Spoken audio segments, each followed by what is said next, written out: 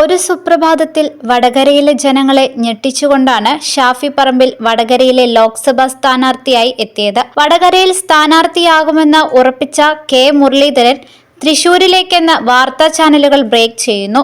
വടകരയിലേക്ക് ഷാഫി പറമ്പിൽ എത്തുമെന്നും വാർത്ത. മുരളീധരന് വേണ്ടി പ്രചാരണം തുടങ്ങുകയും ബോർഡുകൾ തൂക്കുകയും ചുമരെഴുതുകയും ചെയ്ത പ്രവർത്തകർ അങ്കലാപ്പിലായി. അങ്ങനെ സംഭവിക്കില്ലെന്ന് പലരും പറഞ്ഞു. ഒടുവിൽ ആ യാഥാർത്ഥ്യം വടകരയിലെ ജനങ്ങൾക്ക് ഉൾക്കൊള്ളേണ്ടി വന്നു. മുരളീധരനെ തൃശൂരിലേക്ക് നിയോഗിക്കാൻ കോൺഗ്രസ് തീരുമാനിക്കുന്നത് വടകരയിൽ തിരഞ്ഞെടുപ്പ് പ്രചാരണവുമായി ബന്ധപ്പെട്ട എല്ലാ മുന്നൊരുക്കങ്ങളും പൂർത്തിയായി വരുമ്പോഴാണ്. ഞായറാഴ്ച റോഡ് ഷോയും കൺവെൻഷനും തീരുമാനിച്ചു. അന്ന് ഔദ്യോഗികമായി പ്രചാരണം തുടങ്ങാനാണ് തീരുമാനിച്ചതെങ്കിലും മണ്ഡലത്തിലെ വിവിധ ഭാഗങ്ങളിൽ മുരളിക്കായി ബോർഡുകൾ ഉയർന്നിരുന്നു. 1.5 ലക്ഷത്തോളം പോസ്റ്ററുകളും അച്ചടിച്ച് പൂർത്തിയായി. 100 കണക്കിന് ബോർഡുകളും തയ്യാർ.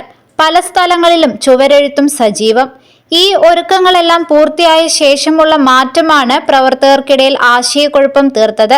മാറ്റത്തിന്റെ ഒരു സൂചനയും നേരത്തെ ലഭിച്ചിരുന്നില്ല. പത്മജയുടെ BJP പ്രവേശനവും ഇതേ തുടർന്നുണ്ടായ രാഷ്ട്രീയ ചർച്ചകളുമാണ് കോൺഗ്രസിനെ ഇത്തരമൊരു തീരുമാനം എടുക്കുന്നതിലേക്ക് നയിച്ചത്. കെ മുരളീധരൻ എന്ന ശക്തനായ എതിരാളിയെ നേരിടാൻ തയ്യാറെടുത്ത് സാക്ഷാൽ ശൈലജ ടീച്ചറെ തന്നെയാണ് LDFും ഇറക്കിയത്. മുരളീധരനേക്കാൾ ഉപരി യുവത്വത്തിന്റെ പ്രസരിപ്പുമായി ഷാഫി കൂടി എത്തിയതോടെ ശക്തമായ മത്സരം കാഴ്ചവെക്കുന്ന മണ്ഡലമായി വടകര മാറിയിരിക്കുകയാണ്. TP വധക്കേസിന് പിന്നാലെ വടകരയുടെ രാഷ്ട്രീയം ആകെ കുഴഞ്ഞുമറിഞ്ഞിരിക്കുകയാണ്. TP ഫാക്ടർ തന്നെയാണ് വടകരയിൽ UDFന് തുണയായിരുന്നത്. എന്നാൽ ഇപ്പോൾ ശൈലജ ടീച്ചറുടെ വരവോടെ വടകര പിടിച്ചെടുക്കാമെന്ന പ്രതീക്ഷയിലായിരുന്നു ഇടതുപക്ഷം. അവിടേക്കാണ് ഒരു രാത്രി ഇരുട്ടി വെളുത്തപ്പോൾ ഷാഫി പറമ്പിൽ എത്തിയിരിക്കുന്നത്. സ്ഥാനാർത്ഥി നിർണയത്തിലെ അപ്രതീക്ഷിത ട്വിസ്റ്റുകൾ വടകര മണ്ഡലത്തിൽ കോൺഗ്രസിന് പുത്തരിയല്ല. 1971-ലും 2009-ലും 2019-ലുമെല്ലാം അവസാന നിമിഷത്തെ നിർണായക നീക്കങ്ങൾ കണ്ട മണ്ഡലമാണ് വടകര. അതെല്ലാം വിജയം കണ്ടെന്നതാണ് കോൺഗ്രസിനും UDFനും പകരുന്ന ആശ്വാസം. 1971-ൽ കോൺഗ്രസ് സ്ഥാനാർത്ഥിയായി സംസ്ഥാന നേതൃത്വം തീരുമാനിച്ചതും ഏവരും പ്രതീക്ഷിച്ചതും ലീലാ ദാമോദര മേനോനെയാണ്. പട്ടികയിൽ മറ്റാരുമില്ല. പേര് ഔദ്യോഗികമായി പ്രഖ്യാപിക്കുന്നതിന് മുമ്പേ ലീലാ ദാമോദര മേനോനു വേണ്ടി വടകരയിൽ ചുവരെഴുത്തും തുടങ്ങി. പക്ഷേ അവസാന നിമിഷത്തിൽ ആരും പ്രതീക്ഷിക്കാതെ KP ഉണ്ണികൃഷ്ണനെത്തി. എല്ലാവരും ഞെട്ടിയ തീരുമാനം. പക്ഷേ വിജയം കുറിച്ചുകൊണ്ട് ഉണ്ണികൃഷ്ണൻ ചരിത്രം കുറിച്ചു. RMPയുടെ പിറവിയും ജനതാദളിന്റെ മുന്നണി മാറ്റവും എല്ലാം കൊണ്ട് ശ്രദ്ധേയമായ 2009-ലെ തിരഞ്ഞെടുപ്പിലാണ് അടുത്ത ട്വിസ്റ്റ്. തുടക്കം മുതൽ വടകരയിൽ മുല്ലപ്പള്ളി രാമചന്ദ്രൻ വരണമെന്നതായിരുന്നു UDFന്റെ ആവശ്യം. പക്ഷേ മുല്ലപ്പള്ളി താൽപര്യം കാണിച്ചില്ല. 19 മണ്ഡലങ്ങളിലും സ്ഥാനാർത്ഥികളെ പ്രഖ്യാപിച്ചിട്ടും വടകര കാത്തിരുന്നു. അപ്പോഴേക്കും തിരഞ്ഞെടുപ്പ് കൺവെൻഷനും നടന്നു. അതിനുശേഷമാണ് ഹൈക്കമാൻഡ് നിർദ്ദേശപ്രകാരം മുല്ലപ്പള്ളി വടകരയിലേക്ക് സ്ഥാനാർത്ഥിയായി വന്നത്. വൈകി വന്നെങ്കിലും മികച്ച വിജയവുമായി അദ്ദേഹം തിരിച്ചു കയറി. 2019-ൽ കെ മുരളീധരൻ വടകരയിൽ സ്ഥാനാർത്ഥിയായതും അവസാന നിമിഷമാണ്. മുല്ലപ്പള്ളി, T സിദ്ദിഖ്, K പ്രവീൺകുമാർ, വിദ്യാ ബാലകൃഷ്ണൻ തുടങ്ങിയവരുടെ പേരുകൾ ചർച്ച ചെയ്യുന്ന ഘട്ടത്തിലാണ് അവസാനം മുരളി സ്ഥാനാർത്ഥിയാകാൻ സമ്മതിച്ചത്.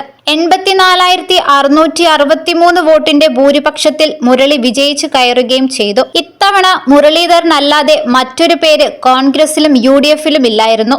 മുരളിക്കായി ചുവരെഴുത്ത് വരെ തുടങ്ങി. പലയിടത്തും ബോർഡുകൾ സ്ഥാപിച്ചു. ഔദ്യോഗികമായി സ്ഥാനാർത്ഥിയെ പ്രഖ്യാപിച്ചില്ലെങ്കിലും മണ്ഡലത്തിൽ സജീവമായിരുന്നു മുരളി. കൺവെൻഷനോടെ കളം നിറയാൻ കാത്തിരിക്കുന്നതിനിടെയാണ് അപ്രതീക്ഷിത ട്വിസ്റ്റിൽ മുരളി തൃശൂരിലേക്ക് നിയോഗിക്കപ്പെടുന്നതും വടകരയിലേക്ക് ഷാഫി പറമ്പിൽ വരുന്നതും. വടക്കൻ പാട്ടുകളിലൂടെ പാടിപ്പതിഞ്ഞ കളരിയംഗത്തിന്റെ മർമ്മസ്ഥാനമാണ് വടകര. രാഷ്ട്രീയ കളരിപ്പയറ്റുകളുടെ പേരിലും എന്നും കേരളത്തിന്റെ ശ്രദ്ധാകേന്ദ്രമാണ് ഈ മണ്ഡലം. നിയമസഭാ തെരഞ്ഞെടുപ്പായാലും ലോക്സഭാ തെരഞ്ഞെടുപ്പായാലും മറ്റെല്ലാ മണ്ഡലങ്ങളെക്കാളും അല്പം ചൂട് കൂടുതലാകും വടകരയിൽ. 2024-ലെ പാർലമെന്റ് തിരഞ്ഞെടുപ്പ് പ്രഖ്യാപിക്കുന്നതിന് മുമ്പ് തന്നെ വടകര മണ്ഡലം വാർത്തകളിൽ നിറയുന്നതിൽ നിന്ന് തന്നെ വ്യക്തമാണ് വടകര രാഷ്ട്രീയാംഗത്തിന് ഒരുങ്ങിക്കഴിഞ്ഞുവെന്ന്. 1.5 പതിറ്റാണ്ട് മുമ്പ് CPMൽ നിന്ന് പിടിച്ചെടുത്ത മണ്ഡലം നിലനിർത്താൻ കോൺഗ്രസ് ഇറങ്ങുമ്പോൾ കമ്മ്യൂണിസ്റ്റ് പോരാട്ടങ്ങളുടെ ചരിത്രം പേറുന്ന വൈകാരികതയുടെ വടകരയെ ഏതു വിധേനയും തിരിച്ചുപിടിക്കുക എന്നത് മാത്രമാണ് CPMന്റെ ലക്ഷ്യം. ഒപ്പം സോഷ്യലിസ്റ്റുകളുടെ സാന്നിധ്യവും RMPയും TP വധവുമെല്ലാം വടകരയുടെ വിധിയെ സ്വാധീനിക്കുന്ന ഘടകങ്ങളായി കടത്തനാടിന്റെ മണ്ണിലുണ്ട്. വടകര ലോക്സഭാ മണ്ഡലത്തിൽ കാര്യമായി ചലനമുണ്ടാക്കാൻ BJPക്ക് ഇതുവരെ കഴിഞ്ഞിട്ടില്ല. ബാബറി മസ്ജിദ് തകർത്തതിന് 4 വർഷത്തിന് ശേഷം 1996 നടന്ന തിരഞ്ഞെടുപ്പിൽ AD നായരാണ് BJP സ്ഥാനാർത്ഥിയായി മത്സരിച്ചത്.